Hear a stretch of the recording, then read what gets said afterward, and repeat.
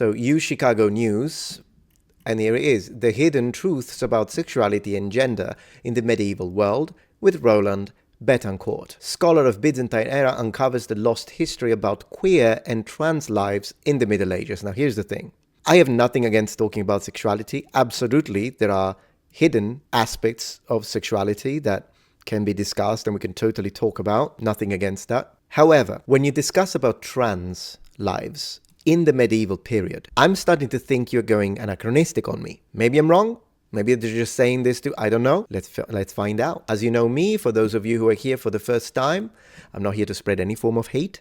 I'm just here to seek the truth. There's no politics, no political agenda, nothing. I don't care. If someone says something that is nonsense, whether they be far left, far right, I'll call it out for nonsense. If someone says something that is correct and consistent with documented evidence, whether they be left wing or right wing, I will say they are correct. And that doesn't mean that I agree with everything they stand for. I'm just discussing the fact that yes, what they said is congruent with the truth.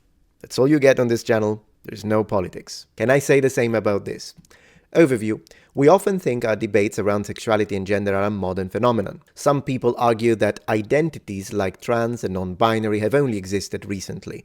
But could the evidence for queer and gender non-conforming lives actually stretch back centuries? Well, here's the thing. You have used a lot of terms here. Sexuality, gender, even same-sex attraction, obviously they stretch back to the prehistory, I would say so. But now you're saying identities, so the idea of identifying as a specific sexuality, yeah, it's pretty modern. Transgender, so people suffering from gender dysphoria, I'm very open-minded to the idea that something like that would have happened, absolutely. But would they be the same as modern-day transgender or trans? No. Non-binary, yeah, I mean, non-binary is a modern concept. It's a modern approach. 100%. Now, can you find some areas of overlap? For instance, someone who's non-binary or someone who identifies modernly as non-binary may be same-sex attracted.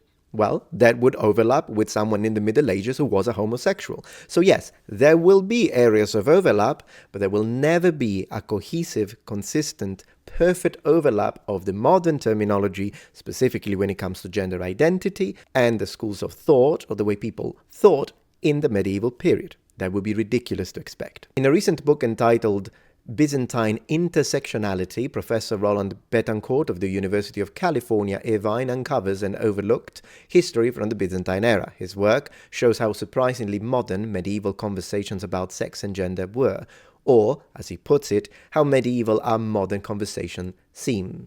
Careful, Professor, that makes you sound like you're trying to be conservative. As extremist groups on the alt-right have begun to claim an ideological lineage to Byzantium, Betancourt's work has become a critical work for contextualizing our current moment and drawing lessons from this neglected history. Well, here's the thing. This is where the situation, I think, starts to become very dangerous. Clearly, a very left-wing approach. Not that that's always wrong, it depends on the discussion, but I'm saying the alt-right have claimed some nonsense stuff, like the connection with the all-white, which I have debunked myself in ancient Roman classical antiquity, specifically in the context of architectural expression, which was polychromatic in nature. I've said this to exhaustion, statuary, and all that. Yes, so that was nonsense. However, if the entirety of the main focus of your work is to attack your political opponent's thought, then I'm afraid you're going to swing the pendulum past the historical accuracy just to get points against them.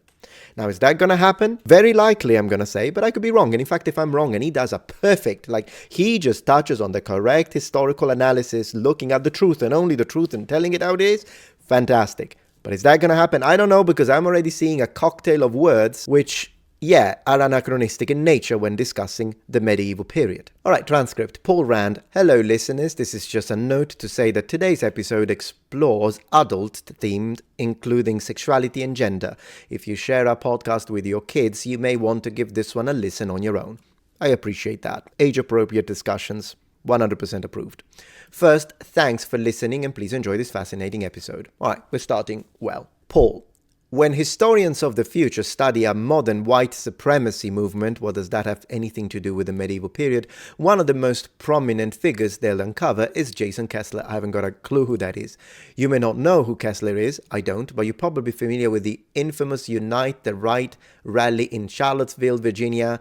Is that when like someone drove into a protester with a car? Is that it? Yeah, I think that's what it is. Of course, I condemn any form of violence, but I'd like to see what the connection to the medieval period is. A month after this insidious day, Kessler started a project he called the New Byzantium. Oh, I see. It was an attempt to tie distant history to the present, built on the premise that after Rome fell, the Byzantine Empire was there to preserve a white, heteronormative civilization. With some of my work, and it has recently traced a popular iteration of Byzantium, especially in the far-right groups, they don't really know how to deal with it and what to do with it. So here's the thing. You know, recently, I've starting to Twitch. And I'm not talking about, well, yes, I do play video games on Twitch. I'm not talking about that. I'm saying whenever I hear the word far-right, I have a little twitch.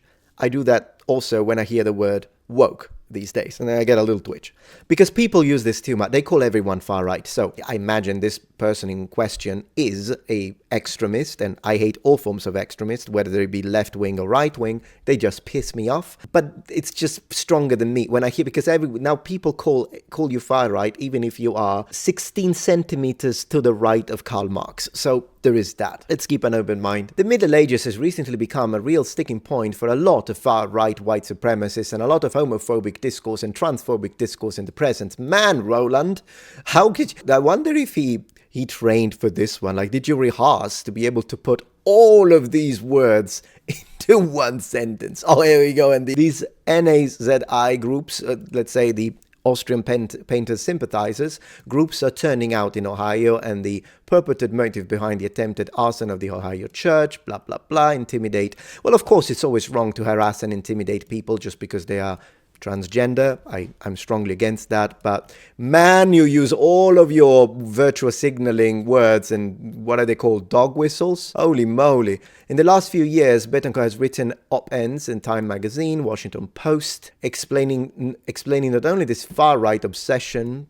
I'm curious, how many times far-right? How many times do they use that? Oh, actually, not too bad. What about alt-right? Doesn't appear. Something wrong because I saw it. Hyphenated?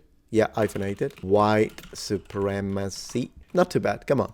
Not too bad. They had to get it out their system, and then they actually focus on the history. Good. So homophobes love the Middle Ages. All right. Where were we? Homophobes, white supremacists love the Middle Ages. Okay. Far-right obsession with Byzantium. Okay. Betancourt has uncovered a fascinating lost history of non-binary and trans lives that until now has gone untold. Well, great. Present the evidence.